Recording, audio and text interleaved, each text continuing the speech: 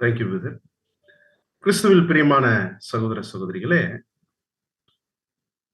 இப்போ நம்ம இதுவரைக்கும் பார்த்தத ஒரு சின்னதா கன்சாலிடேட் பண்ணிக்கலாம். ஃபர்ஸ்ட் பார்ட்ல நம்ம என்ன பார்த்தோம் அப்படின்னா, அநேக தீர்க்க தரிசனங்கள் வசனங்கள் பார்த்து ஒரு சில விஷயங்களுக்கு நம்ம கண்டுபிடிச்சோம். அவர் வந்திருக்கும் போது அந்த நள்ளிரவு 12 மணி அப்படின்னு சொல்லக்கூடிய காலப்பகுதி யாருக்கும் தெரியாது. அதே சமயம் அவர் வந்திருக்கிறார் அப்படின்ற ஒரு வெளிச்சம் மெதுவாக கொஞ்சம் கொஞ்சமா பிரைட் ஷைனிங்குள்ள என்ன ஆயிட்டு இருக்கும்னா போயிட்டே இருக்கும். ஸோ அதுக்கான ஸ்டேஜஸ் இருக்கு அப்படின்னு பார்த்தோம். அது ஒரு நிறைவான ஒரு சத்திய வெளிச்சத்துக்குள்ள எல்லாரையும் வழி நடத்தும் ஒரு நாள் அப்படின்றதுல எந்த சந்தேகம் இல்லை. அவருடைய வந்திருக்கிறதுல அந்த நாட்கள்ல ஒரு எச்சரிப்பின் சத்தமும் இருக்கும். யாருக்கெல்லாம் எச்சரிப்புன்னு போன தீர்க்க தரிசனத்துல கூட நம்ம பார்த்தோம். நோவாவின் நாட்களில் போல நடக்கிறவங்களுக்கு, மனுஷகுமாரன் வரக்கூடிய நாட்கள்ல, லோத்தின் நாட்கள்ல இருக்கிற மாதிரி இருக்கிறவங்களுக்கு, இந்த உலகத்துக்கு, பெயர் சபைக்கு எல்லாருக்கும் ஒரு மிகப்பெரிய எச்சரிப்பின் சத்தம். நாமளும் கிறிஸ்துடைய வழியில நடக்கலைன்னா ஒரு எச்சரிப்பின் சத்தம். மீண்டும் பார்க்கும் பொழுது ஒரு மாபெரும் உபத்திரவ காலம் வரப்போகுது. ஆண்டவர் வந்துதான் இந்த பூமியில அதை நிகழ்த்த போறாரு. சோ இது எல்லாத்தையும் நம்ம பார்த்தோம். மாம்ச கண்களால நிச்சயமா அவர் என்ன பண்ண முடியாது, பார்க்க முடியாது. ஏன் அப்படின்னா அவர் எந்த சரீரத்துல இருக்கிறார்னா ஆவிக்குரிய சரீரத்துல இருக்கிறார். நாம மாம்ச சரீரத்துல இருக்கிறோம். நிச்சயமா ஆவிக்குரிய சரீரத்துல இருக்கக்கூடிய நம்முடைய ஆண்டவரை என்ன பண்ண முடியாது, பார்க்க முடியாது. எப்ப பார்க்கலாம் அப்படின்னா நாம ஆவிக்குரிய சரீரத்துக்கு மாறும்போது அவரை நிச்சயமாக பார்க்கலாம். அதனால்தான் அவர் இருக்கிற வண்ணமாகவே நாம் அவரை தரிசிக்கலாம் அப்படின்ற வசனங்களை எல்லாம் நம்ம பார்க்கிறோம். சோ அவர் வந்துட்டார் அப்படின்றதுக்கான ஒரு ப்ரூஃப் மொத்தம் வேதத்துல ஒரு 15க்கு மேல ப்ரூஃப்ஸ் இருக்கு, ஆதாரங்கள் இருக்கு. அதுல ஒரு முக்கியமான ஆதாரம் தான் இப்ப நம்ம முதலாவது பாட்டுல பார்த்த அத்தி மரத்தினால் ஒரு ஊமையை கற்றுக்கொள்ளுங்கள்ன்ற ஒரு பாடம். சோ இதன் மூலியமாக என்ன நடந்துச்சு அப்படின்னு பார்க்கும்போது, இஸ்ரேல் தேசம் ஆண்டவர் சொன்ன வண்ணமாக நான் திரும்பி வந்து விழுந்து போன தாவீதின் கூடாரத்தை எடுப்பித்து கட்டுவேன் அப்படின்னா, இப்ப தாவீதின் கூடாரம் இந்த பூமியில எடுப்பித்து கட்டப்பட்டாச்சு. 2000 வருஷமாக இல்லாத, வரைபடத்திலே இல்லாத ஒரு தேசமாகிய இந்த தேசம் இப்பொழுது என்ன பண்ணப்பட்டுச்சுன்னா நமக்கு இருக்குது அப்படின்றத பார்க்கிறோம். இது அவருடைய பிரசன்னத்தினாலே இங்கே நடந்த ஒரு மாபெரும் வரலாற்று சரித்திரம். ரைட். இப்போ இவருடைய வருகையில ஒரு 3 ஸ்டேஜ் இருக்கு அப்படின்னு பார்த்தோம் இல்லையா? அந்த 3 ஸ்டேஜ் என்னென்ன அப்படின்னு பார்க்கும்போது, ஒன்னு பருஷியா, 2வது எபிபனியா, 3வது அப்போகாலிப்சிஸ். அப்படின்னா பருஷியா அப்படின்னா அது ஒரு நள்ளிரவு நேரம். எபிபனியானா ஒரு அதிகாலை ஒரு 5 மணி போல இருக்கிற நேரம். அப்போகாலிப்சிஸ் அப்படின்னா காலை ஒரு 8 மணி 9 மணி போல இருக்கக்கூடிய நேரம். அதாவது அந்த வெளிச்சத்துடைய அந்த ஒரு நிலைகளை நம்ம பார்க்கிறோம். வெளிச்சம் அப்படின்னாலே சத்திய வெளிச்சம் தான். அன்புக்குரிய சோர்ஸ்ல இந்த பருஷியா அப்படின்ற 12 நள்ளிரவு அப்படின்னு சொல்லக்கூடிய இந்த ஒரு காலப்பகுதி எதுன்னு தான் இப்ப நம்ம இந்த பார்ட்ல நம்ம பார்க்க போறோம். சோ அங்க அந்த ஒரு நாட்கள்ல அவர் யாருக்கு தெரியாமல் வந்து வேலை செய்தார். எபிபனியான்ற இந்த ஒரு காலப்பகுதி எக்ஸாக்டா இப்ப நாம இருக்கக்கூடிய ஒரு காலப்பகுதி. இந்த பருஷியா பத்தி சொல்லும் பொழுது என்ன ஒரு காரியம் அப்படின்னா 12 மணியை சொல்லும் போது வேதம் எப்படி சொல்லுச்சுன்னா இன்னொரு வசனத்துல அது 2ஆம் ஜாமத்திலேயாவது 3ஆம் ஜாமத்திலேயாவது. அப்படின்னா முதல் ஜாமம் அவங்களுக்கு எப்ப ஆரம்பிக்கும் அப்படின்னா சாயங்காலம் 6 மணில இருந்து 9 மணி வரைக்கும் முதல் ஜாமம். 2ஆம் ஜாமம் இரவு 9 மணில இருந்து 12 மணி முடிய. 3வது ஜாமம் 12 மணி முதல் இரவு 3 மணி முடிய. 4வது ஜாமம் இரவு 3 மணி முதல் அடுத்த நாள் காலை 6, அது 4வது ஜாமம். இப்ப 2ஆம் ஜாமத்திலேயாவது 3ஆம் ஜாமத்திலேயாவதுன்னா எக்ஸாக்டா பிட்வீன் த 2 ஜாமங்கள் பார்க்கும்போது அந்த இரவு 12 மணி. இதத்தான் நம்ம என்ன வந்து இருத்தல் அப்பதான் வந்திருக்கிறார். அதான் பருஷியா, பாரா பிளஸ் ஓசியா. 2வது எபிபனியான்றது ஒரு அதிகாலை ஒரு 5 மணி போல ஒரு சின்ன வெளிச்சம். அவர் வந்திருக்கிறதுன்றது வந்து அவருடைய பிள்ளைகளுக்கு தெரியுது. பிள்ளைகள் ஃபுல்லா அவர் வந்திருக்கிறாருன்றத அநேகருக்கு இப்ப பேச ஆரம்பிக்கிறாங்க. இப்ப எக்ஸாக்டா நாம இருக்கக்கூடிய காலப்பகுதி. அப்போகாலிப்ஸ்ன்றது இனிமே வரப்போகக்கூடிய ஒரு மகா பெரிய உபத்திரவ நாட்களுக்கு வரக்கூடியது. சரிங்களா? சோ அன்புக்குரிய சகோதரர்களே, இது 2வது பார்ட்ல பார்த்தோம். 3வது பார்ட் என்ன பார்த்தோம் அப்படின்னா, ஆண்டவராகிய இயேசு கிறிஸ்து இந்த 2ஆம் வருகையில வந்திருக்கும் போது இந்த பூமியில நடக்கக்கூடிய காரியங்களை, அதுல நாம அந்த காரியங்களை பார்க்கும்போது நமக்கான எச்சரிப்புகளுக்கான மாபெரும் தீர்க்க தரிசன வசனங்களை நம்ம பார்த்தோம். பாலாக்கு மறுஉறுப்பு ஸ்தாபிச்சா நீங்க யூதேயால இருக்கிற மலைகளுக்கு ஓடி போங்க. ஓடி போவது மாரி காலத்திலேயாவது ஓய்வு நாள்லயே அல்லாதபடி பார்த்துக்குங்க. அந்நாட்களில் கர்ப்பவதிகளுக்கு பால் கொடுக்கறதுக்கு ஐயோ. வீட்டின் மேல் இருக்கிறவங்க எதையாவது எடுத்துக்கிறதுக்கு வீட்டுக்கு கீழே இறங்காதீங்க. நோவாவின் நாட்கள் நடந்தது போல நடக்கும். லோத்து நாட்களில் நடந்தது போல நடக்கும். வயலில் இருப்பவர்கள் பின்னிட்டு திரும்ப வேண்டாம். ஒரே படுக்கையில் படுத்துக்க 2 பேர், ஒருவன் ஏற்றுக்கொள்ளப்படுவான், ஒருவன் கைவிடப்படுவான். திரியை திரிக்கிற ஸ்திரீகளில் ஒருத்தி ஏற்றுக்கொள்ளப்படுவாள், ஒருத்தி கைவிடப்படுவாள் அப்படின்னு பார்க்கும்போது கடைசியாக சீசர்கள் கேட்டா, எங்கே ஆண்டவரேன்னு கேட்டா, அது வேற எங்கேயும் இல்ல, பிணம் எங்கேயோ அங்கு கழுகுகள் கூடும் அப்படின்னு ஆண்டவர் சொன்னது எக்ஸாக்டா இந்த கடைசி காலத்துல உண்மை சத்தியங்களே சாப்பிடக்கூடிய கண்மலையில் வாசம் பண்ணக்கூடிய கழுகுகள் ஆகிய நம்மை குறித்தும் அவர் அங்க பேசியிருக்கிறத நம்ம பார்க்கிறோம் அன்புக்குரிய சகோதரர்களே. இப்போ நம்ம இந்த பாட்டுல பார்க்க போறது என்ன அப்படின்னா, 10 கன்னிகைகள் ஊமையில ஆண்டவர் அந்த ஊமையை பேசும்போது மணவாளன் எந்த டயத்துல வரார் அப்படின்ற ஒரு விஷயத்த சொல்லியிருந்தார். வாசிக்கலாம். மத்த 24, அதுவும் 24வது அதிகாரம் 25 வரும். ஆக்சுவலா இந்த ஒரு சின்ன ஒரு மிஸ்டேக் இருக்கு. நீங்க வாசிக்கலாம். நடுராத்திரியிலே வாசிங்க. நடுராத்திரியிலே இதோ மணவாளன் வருகிறார், அவருக்கு எதிர்கொண்டு போக புறப்படுங்கள் என்கிற சத்தம் உண்டாயிற்று. என்ன சத்தம் வந்திருக்குன்னா, இதோ மணவாளன் நடுராத்திரியிலே தான் இந்த சத்தம் வந்திருக்கு. அப்படின்னா இந்த நடுராத்திரின்றது 2ஆம் ஜாமத்திலேயாவது 3ஆம் ஜாமத்திலேயாவது அந்த மிட் நைட் 12 o'clock அப்படின்றது. அப்படின்னா அன்புக்குரிய அது எந்த வருஷம், அவர் எப்போ இந்த பூமிக்கு 2வது பிரசன்னத்துல அவர் இருக்கிறார், வந்திருந்தார் அப்படின்றத இப்ப பார்க்க போறோம். ஒரு விஷயம் நல்லா புரிஞ்சுக்கலாம். வில்லியம் மில்லர் மூவ்மெண்ட் அவருடைய வந்திருக்கிறதை குறித்து அவருக்காக எதிர்கொண்டு தயாராக போகும்போது அவர் தாமதித்த அந்த ஒரு காலப்பகுதி எப்படின்னா 1844வது வருஷம். அதே சமயம் அத்திமரம் இளங்கிளை தோன்றிய அது ஸ்தாபிக்கப்பட்ட, அதாவது சுதந்திரம் அடைந்த வருடம் எதுன்னா 1948. இப்போ ஒரு தேசம் சுதந்திரம் அடையுது அப்படின்னா அதுக்கு முன்னாடி நிறைய வேலைகள் பண்ணாதான் அந்த நாட்டை சுதந்திரம் அடைய பண்ண முடியும். இந்தியா கூட எடுத்துக்கோங்க. அத்தனை விதமான சுதந்திர போராட்டங்கள் நடந்ததுனாலதான் ஒரு நாள் சுதந்திரம் கிடைச்சது. அது போல இந்த தேசம் ஸ்தாபிக்கப்படுவதற்கும் அநேக காரியங்கள் அதுக்கு முன்பதாக நடந்திருக்கணும். அப்படின்னா ஆண்டவராய் இயேசு கிறிஸ்து 1844க்கு பிற்பாடு 1948க்கு முன்னே அவர் ஏதோ ஒரு வருடத்துல அவர் வந்திருக்கணும். அது எந்த வருடம் அப்படின்றது தான் இப்ப இந்த ஒரு பாட்டுல நம்ம என்ன பண்ண போறோம், பார்க்க போறோம். அப்படின்னா எந்த புஸ்தகத்துல போய் நம்ம பார்க்கலாம், எந்த புஸ்தகத்துல போய் பார்க்கலாம்? இதுக்கு முன்னாடி எந்த புஸ்தகம் நம்மை வேதத்தோடும் இந்த உலக சரித்திரத்தோடும் தொடர்பு படுத்துச்சு அப்படின்னு கேட்டா நாம என்ன சொல்லுவோம் அப்படின்னு பாத்தீங்கன்னா, 2 புஸ்தகம் இருக்கு. அந்த மாதிரி பழைய ஏற்பாட்டுல ஒரு புஸ்தகம் இருக்கு, புதிய ஏற்பாட்டுல ஒரு புஸ்தகம் இருக்கு. இன்னும் விசேஷமாக சொல்றதா இருந்தா, பழைய ஏற்பாட்டு சொல்லப்பட்ட ஒரு புஸ்தகம் தான் ஆண்டவராய் இயேசு கிறிஸ்துடைய 1ஆம் வருகையை பத்தினியும் பேசின புஸ்தகம். ஆண்டவராய் இயேசு கிறிஸ்துடைய 2ஆம் வருகையை பற்றின தீர்க்க தரிசனமாக பேசின புஸ்தகம் அதுதான். அது எது அப்படின்னு பார்க்கும்போது தானியேல் தீர்க்க தரிசன புஸ்தகம். இந்த தானியேல் தீர்க்க தரிசன புஸ்தகத்துலதான் 70 வார தீர்க்க தரிசனம்னு ஒண்ணு இருக்கு. அந்த 70 வார தீர்க்க தரிசனம் வேற ஒண்ணும் இல்ல, ஆண்டவராய் இயேசு கிறிஸ்துடைய 1ஆம் வருகையை பற்றின ஒரு தீர்க்க தரிசனம். இப்படி ஏன் அப்படின்னா மேசியா இந்த ஜனங்கள் பாபிலோன்ல அந்த சமயம் அடிமைப்பட்டு இருந்தாங்க. அப்ப தேவன் என்ன பண்ணாரு, இந்த ஜனங்கள் எப்ப விடுவிக்கப்படுவாங்க அப்படிலாம் கேட்கும்போது மேசியாவை பத்தி இப்ப என்ன பண்றாருன்னா பேசுறாரு. அப்ப 1ஆம் வருகை பத்தின சத்தியத்தையும் 2ஆம் வருகை பத்தின சத்தியத்தையும் அவர் சொல்றார். 1ஆம் வருகை பத்தின சத்தியம் தான் 70 வார தீர்க்க தரிசனம்.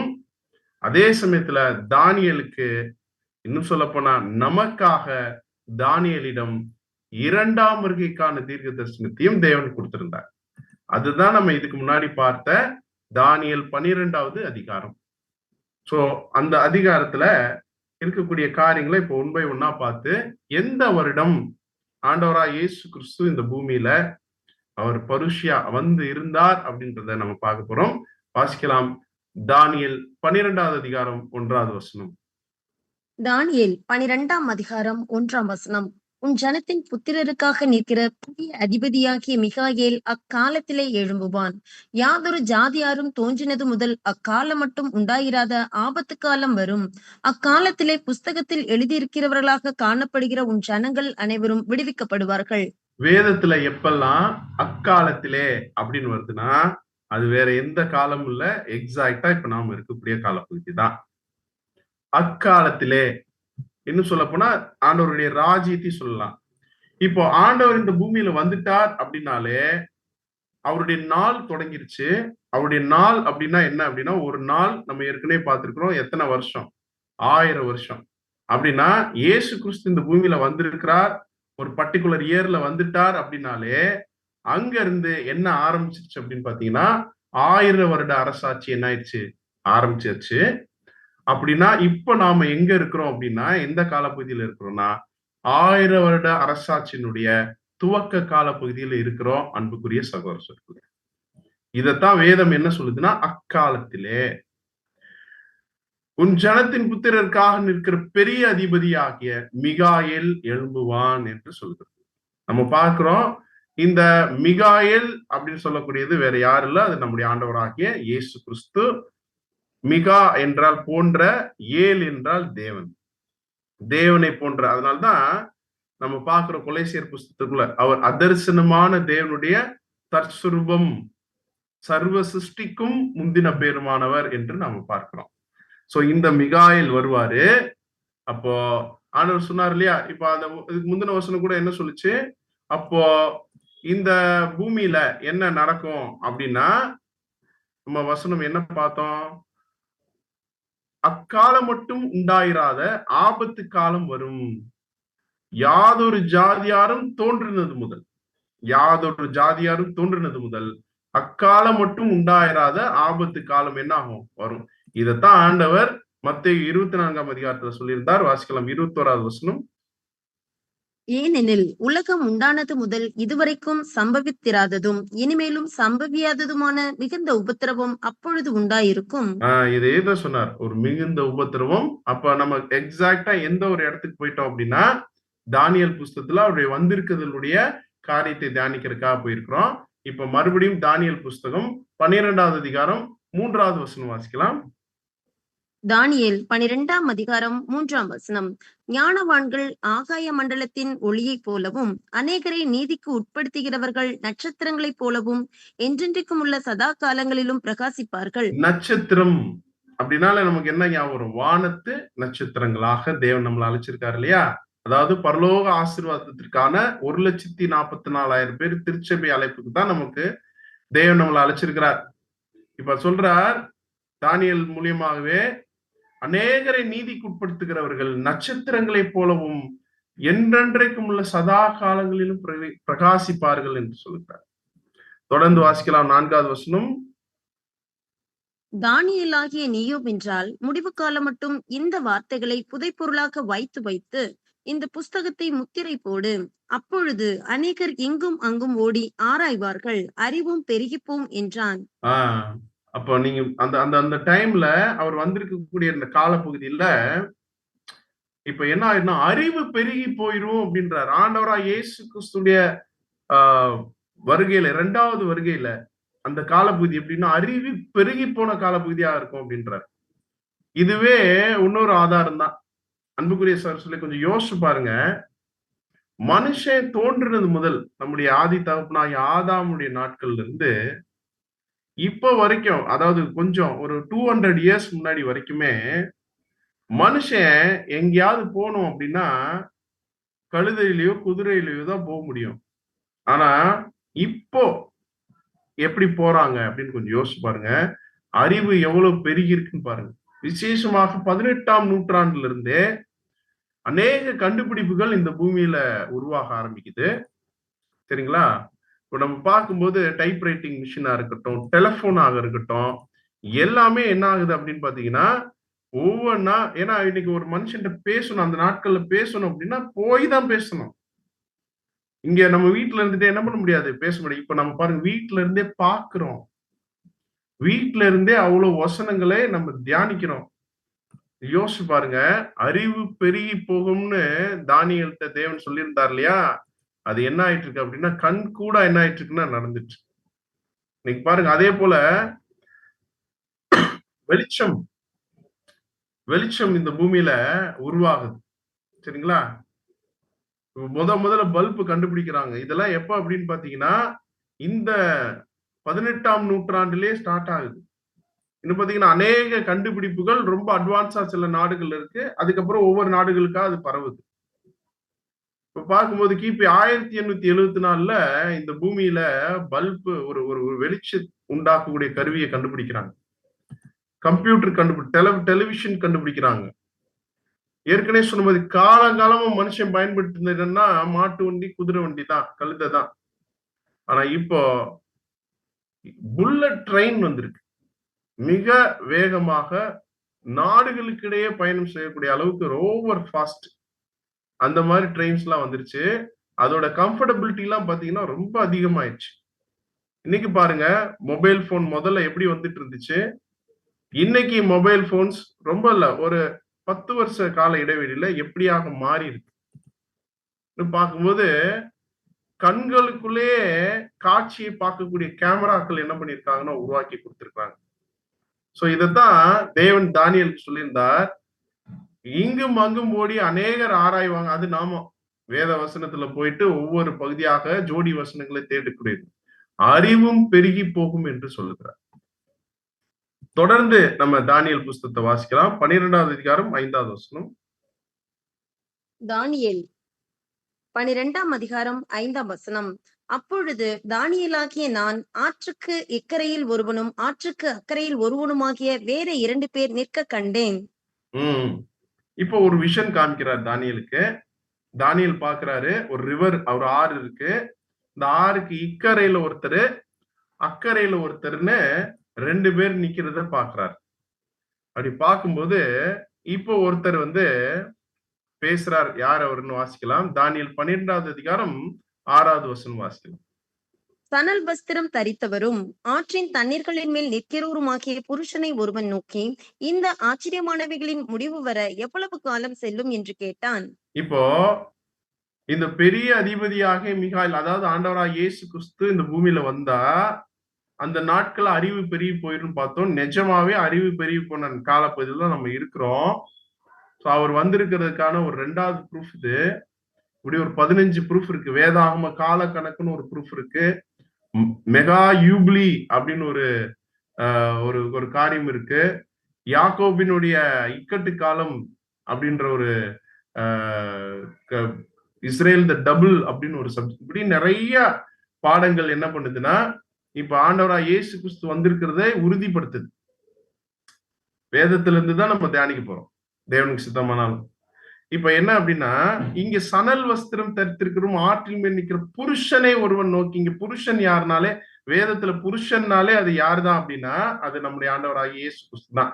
இந்த ஆண்டவராகிய இயேசு கிறிஸ்துவை நோக்கி ஒருத்தர் கேட்கிறாராமா, நீங்க இவர் வராரு இல்லையா, இப்ப நீங்க வரப்போறாரு இல்லையா, நீங்க இப்ப வர்றதுக்கு எவ்வளவு நாள் போகும் அப்படின்னு கேட்கிறாரு. யாருக்காக கேட்கிறார்? நமக்காக தான் கேட்கிறார். அப்போ இந்த 7வது வசனம் பாருங்க, அது என்ன ஒரு ரிப்ளை இருக்குன்னு. தானியேல் 12:7. 7ஆம் வசனம். அப்பொழுது சணல் வஸ்திரம் தரித்தவரும் ஆற்றின் தண்ணீர்களின் மேல் நிற்கிறவருமாகிய புருஷன் தம்முடைய வலது கரத்தையும் தம்முடைய இடது கரத்தையும் வானத்துக்கு நேராக ஏறெடுத்து, ஒரு காலமும் காலங்களும் அரைக்காலமும் செல்லும் என்றும், பரிசுத்த ஜனங்களின் வல்லமையை சிதறடித்தல் முடிவு பெறும் போதே இவைகள் எல்லாம் நிறைவேறி தீரும் என்று என்றென்றைக்கும் ஜீவித்திருக்கிறவர் பேரில் ஆணையிட்டு கேட்டேன். இப்போ அந்த புருஷன் என்ன சொல்றாரு அப்படின்னா, தன்னுடைய கரங்களை வானத்துக்கு நேராக ஏறெடுத்து, ஒரு காலமும் காலங்களும் அரைக்காலமும் செல்லும் அப்படின்ற ஒரு கால கணக்கு கொடுக்கிறார்.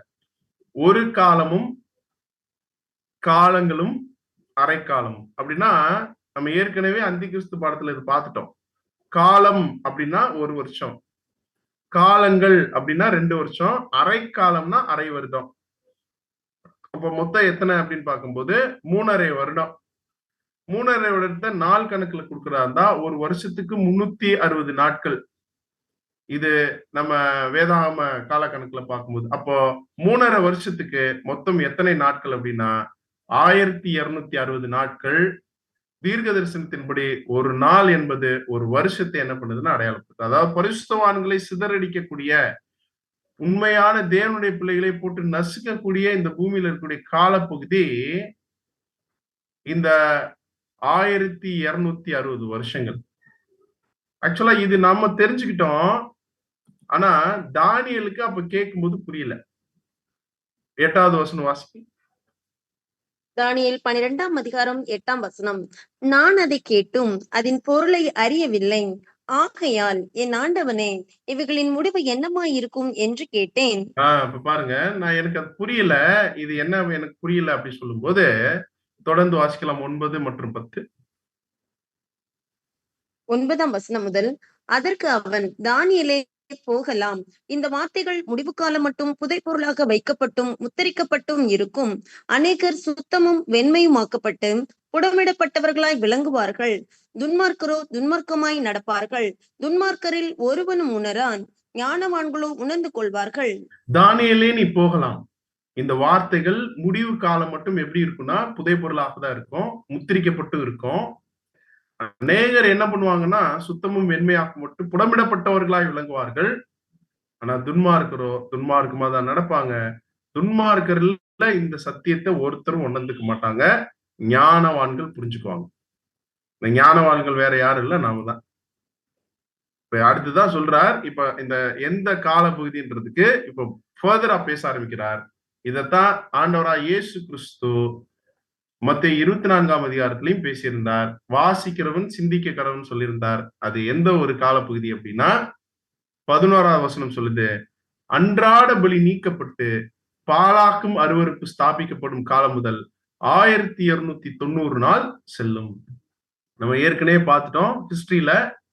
ஒரு பாலாக்கும் அருவருப்புன்னு தவறான வழிபாட்டு முறைகளை, பூச பலிய இன்ட்ரோடியூஸ் பண்ண ஒரு வருஷம் எது, இன்னும் தவறான முறைமைகளை இந்த இதுக்கான மிகப்பெரிய ஒரு பவரை கொடுத்துட்ட வருஷம் எது அப்படின்னு பார்க்கும்போது இந்த போப்பு மார்க்கம் அந்த அந்தி கிறிஸ்துவுக்கு கொடுத்த ஒரு வருஷம் கிபி 539வது வருஷம். இப்ப இங்க தானியேல்ட்ட என்ன சொல்லியிருந்தார்? அன்றாட பலி நீக்கப்பட்டு பாலாக்கும் அருவருப்பு ஸ்தாபிக்கப்படும் காலம், ஸ்தாபிச்ச வருஷம் 539. இங்க இருந்து எவ்வளவு நாள் போகுன்றார்னா 1290 நாள் செல்லும் அப்படின்றார்.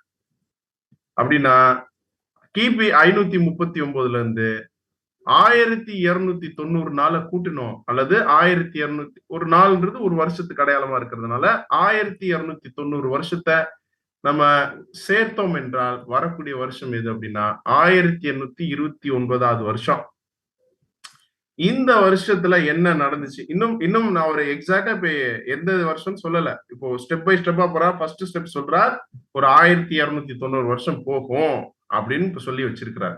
அப்படின்னா இந்த வருஷத்துடைய சிறப்பு என்ன அப்படின்னு பாத்தீங்கன்னா, இந்த காலகட்டத்துலதான் ஐரோப்பா ஃபுல்லா வில்லியம் மில்லர் என்ன பண்றாருன்னா ஆண்டவராய் இயேசு கிறிஸ்துடைய 2ஆம் வருகை பத்தின சுவிசேஷத்தை பேச ஆரம்பிக்கிறார். அதனாலதான் இந்த சத்தியம் முதன்முறையாக இந்த பூமியிலே பிரசங்கிக்கப்படக்கூடிய ஒரு காலப்பகுதியைத்தான், அந்த ஒரு காலப்பகுதி சொல்லணுன்றதுக்காக தான் 1290 நாள் செல்லும் என்ற ஒரு காரியத்தை இங்க தானியேலுக்கு அவர் வெளிப்படுத்துறார். இப்பதான் இவங்க தெரிஞ்சிட்ட காலப்பகுதியில உடனே அவர் வந்துருவார் நினைச்சிட்டாங்க. ஆனா ஆண்டவர் சொல்றார், மணவாளன் வர அவர் தாமதிக்கல, இவங்க முன்னாடியே எதிர்பார்த்துட்டாங்க. அவர் வர வேண்டிய நேரத்துல சரியாதான் வந்தார். அது எந்த வசனம் அப்படின்னா இப்ப நம்ம பார்க்க போற வசனம் தானியேல் 12வது அதிகாரம் 12வது வசனம். தானியேல் 12ஆம் அதிகாரம் 12ஆம் வசனம். 1335 நாள் மட்டும் காத்திருந்து சேருகிறவன் பாக்கியவான். 1335 நாள் மட்டும் காத்திருந்து சேருகிறவன் பாக்கியவான். அப்படின்னா அவர் வந்திருக்கும் போது அவரோட போற சேர்றவங்க பாக்கியவான் தானே. அப்ப அவர் வந்திருக்கக்கூடிய காலப்பகுதிக்கு எவ்வளவு நாள் போகின்றார்னா 1335 நாள் போகின்றார். எப்போ இருந்து?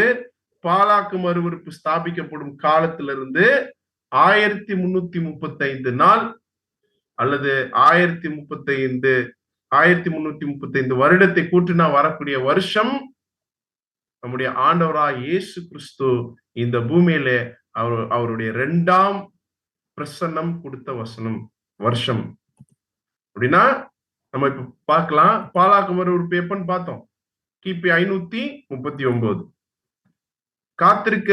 காத்திருந்து சேர்கிறவன் பாக்கியவான் சொல்லியிருந்தார் இல்லையா? அப்போ காத்திருக்க வேண்டிய நாட்கள் எவ்வளவு அப்படின்னா 1335 நாட்கள். 1335 வருஷத்தை கூட்டினா வரக்கூடிய வருடம் அன்புக்குரிய சகோதரர்களே 1874வது வருஷம் நம்முடைய மணவாளன் நம்மை கொண்டு போய் அவர் அண்டையில சேர்ப்பதற்காக இந்த பூமிக்கு, இந்த வான மண்டலத்திற்கு வந்திருந்த ஒரு வருஷம். அப்படின்னா அவர் இப்ப எத்தனை வருஷம் ஆகுது தெரியுமா? அவர் வந்துதான் விழுந்து போன தாவீதின் கூடாரத்தை எடுப்பித்து கட்டி 1948 இஸ்ரேல்ன்ற ஒரு நாடும் ஒரு மிகப்பெரிய ஒரு சுதந்திர நாடாக பிரகடனப்படுத்துச்சு. அதுக்கு முன்னாடியே அவர் வந்துட்டார். அந்த வருஷம் தான் 1874. இப்ப 2025 இருக்கோம். அப்படின்னா அவர் எத்தனை நாள் ஆகுது அப்படின்னா 151 வருஷம் ஆகுது அன்புக்குரிய சார்.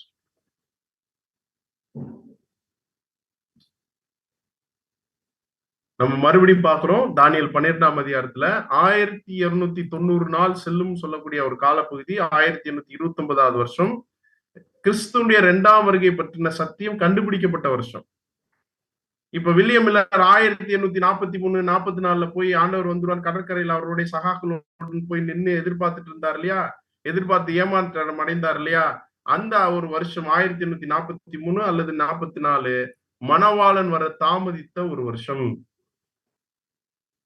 வேதத்திலே சொல்லப்பட்ட இதோ நடுராத்திரியிலே இதோ மணவாளன் அப்படின்ற ஒரு சத்தம் கேட்ட அந்த நடுராத்திரி midnight 12 o'clock பெருசியா ஸ்டேஜ்ல ஆண்டவரா இயேசு கிறிஸ்து வந்திருந்த வருஷம் தான் இப்ப நம்ம பார்த்த வருஷம். 1335 நாள் மட்டும் காத்திருந்து சேருகிறவன் பாக்கியவான் அப்படின்னு சொல்லக்கூடிய 1874வது வருஷம் வேதத்துல சொல்லப்பட்ட நடுராத்திரி.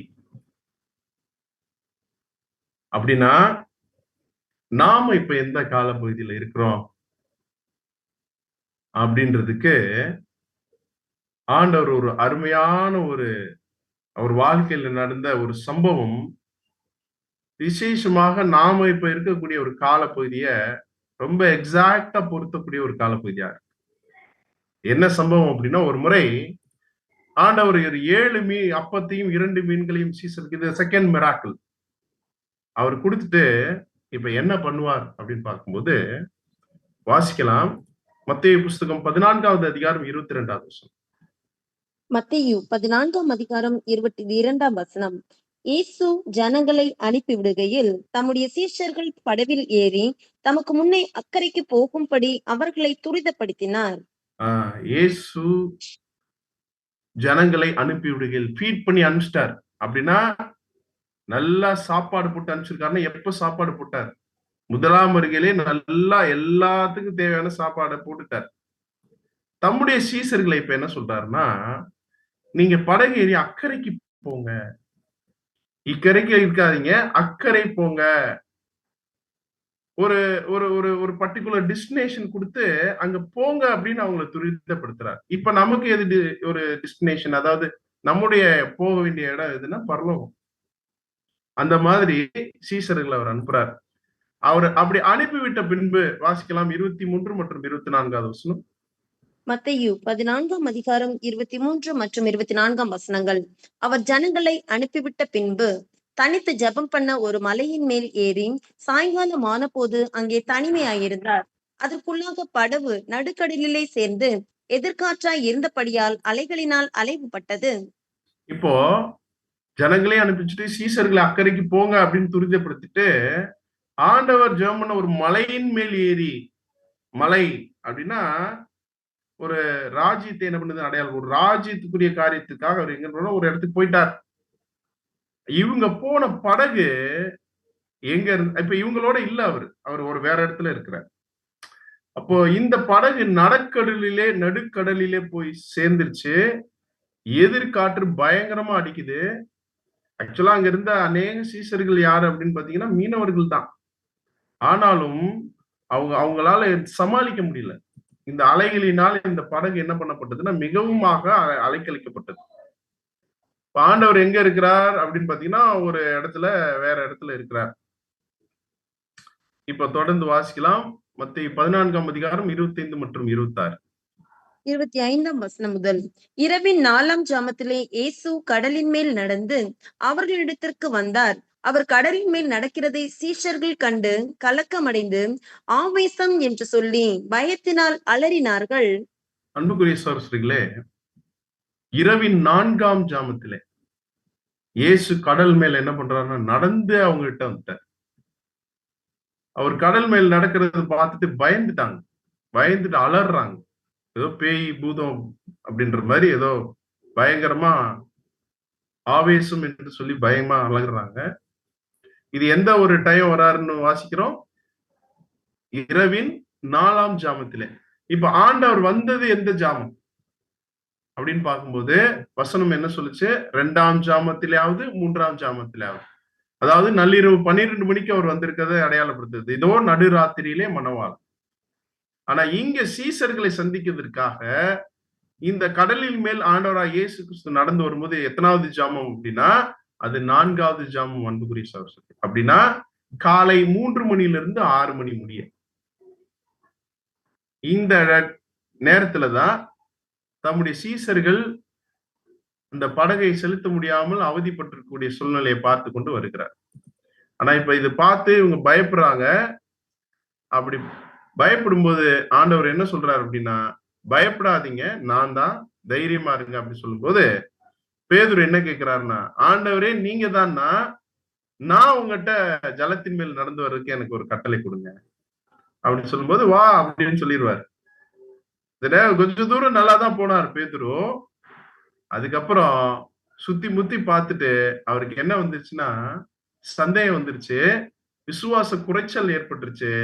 அதனால என்ன பண்ணிட்டார் அப்படின்னு பாத்தீங்கன்னா கடல்ல மூழ்க ஆரம்பிச்சிட்டார். கடல் உள்ளுக்கு போயிட்டார், தண்ணிக்குள்ள போயிட்டார். ஒரு கை மட்டும் வந்து கையை பிடிக்குது, பேதுரு கைய பிடிச்சு என்ன கேட்கிறார், அற்ப விசுவாசியே ஏன் சந்தேகப்பட்டாய் அப்படின்னு கேட்கிறார். அன்புக்குரிய சரஸ்வதிகளே, நாமும் இப்போ விசுவாசமாகி இந்த கப்பல்ல ஏறிட்டோம். ஏறி நாம அக்கறைக்கு போறதுக்கு தயாராகி போயிட்டு இருந்தோம்னா காத்து நம்மள சும்மா விடுமா அப்படின்னா சும்மா விடாத. அன்புக்குரிய சரஸ்வதிகளே, அது என்ன காத்து அப்படின்னு சொல்றாருன்னா வாசிக்கலாம். எபேசியர் 4ஆவது அதிகாரம் 14ஆவது வசனம் வாசிக்கலாம். நாம் இனி குழந்தைகளா இராமல் மனுஷருடைய சூதும் வஞ்சிக்கிறதற்கு ஏதுவான தந்திரமுள்ள போதகமாகிய பலவித காற்றினாலே அலைகளைப் போல அடிபட்டு அலைகிறவர்களா இராமல் இந்த விசுவாச கப்பல்ல நம்ம பயணிக்கும் போது மனுஷருடைய சூதும் வஞ்சிக்கிறதுக்கு ஏதுமான தந்திரமுள்ள போதகங்கள் என்ற பலவிதமான காற்றுகளால நாம அலைகளை போல அடிபட்டு அலைகிறக்கூடிய சூழ்நிலைக்குள்ள நம்ம வந்துடக்கூடாது. அதனாலதான் யாக்கோபுல கூட வாசிக்கிறோம். யாக்கோபு 1ஆவது அதிகாரம் 6ஆவது வசனம் வாசிக்கலாம். யாக்கோபு 1ஆம் அதிகாரம் 6ஆம் வசனம். ஆனாலும் அவன் எவ்வளவாகிலும் சந்தேகப்படாமல் விசுவாசத்தோட கேட்க கடவன். சந்தேகப்படுகிறவன் காற்றினால் அடிபட்டு அலைகிற கடலின் அலைக்கு ஒப்பா இருக்கிறான். எவ்வளவாகிலும் சந்தேகப்படாமல் விசுவாசத்தோட கேட்க கடவன். சந்தேகப்படுகிறவன் காற்றினா உண்மையாகவே நமக்கு இப்ப என்ன டவுட் வந்துட்டாரா, உண்மையாவே வந்துட்டாரா, எனக்கு என்னால நம்ப முடியலைங்க அப்படின்னு சந்தேகப்பட்டுட்டோம்னா மேற்கொண்டு மனுஷருடைய சூதும் வஞ்சிக்கிறமான காற்றுல நாம அலைகளை போல அடிபட்டு அலைகிறவங்களா. இப்ப யாருக்கு இந்த யார் விரும்புவா அப்படின்னா யாரு மணவாளனுக்காக தயாராக காத்திருக்காங்களோ அவங்க விரும்புவாங்க. ஒருவேளை தயாரா இல்ல தயாரிப்பதற்காக இனிமே தங்களை என்ன பண்ணுவாங்கன்னா ஒப்பு கொடுப்பாங்க. இருக்கிற ஒரு வாழக்கூடிய கொஞ்ச காலப்பகுதியில கேட்டுக்கொண்ட வசனத்துல எவ்வளவு வேணும் சந்தேகப்படாமல் விசுவாசத்தோடு நாம வாழ்ந்தோம்னா நிச்சயமா கப்பல் சேதாமே இல்லாமல் உங்களுக்கு ஒருவனுக்கும் பிராண சேதம் வராதுன்னு அப்போஸ்தலனாகிய பவுல் சொன்ன மாதிரி நிச்சயமாக தேவன் என்ன பண்ணுவார்னா நம்மள அக்கறையில கொண்டு போய் சேர்க்கிறது உறுதி. இன்னும் பாருங்க, தண்ணியிலே நடந்து வர்றதுக்கு அவர் கட்டளை இருக்கல. அதனாலதான் சங்கீத புஸ்தகத்துல ஒரு அருமையான வசனம் இருக்கு. 107வது சங்கீதம் 28 மற்றும் 29. 28 வாசிக்கலாம் முதல்ல. 107ஆம் சங்கீதம் 28ஆம் வசனம். அப்பொழுது தங்கள் லாபத்திலே அவர்கள் கர்த்தரை நோக்கி கூப்பிடுகிறார்கள்.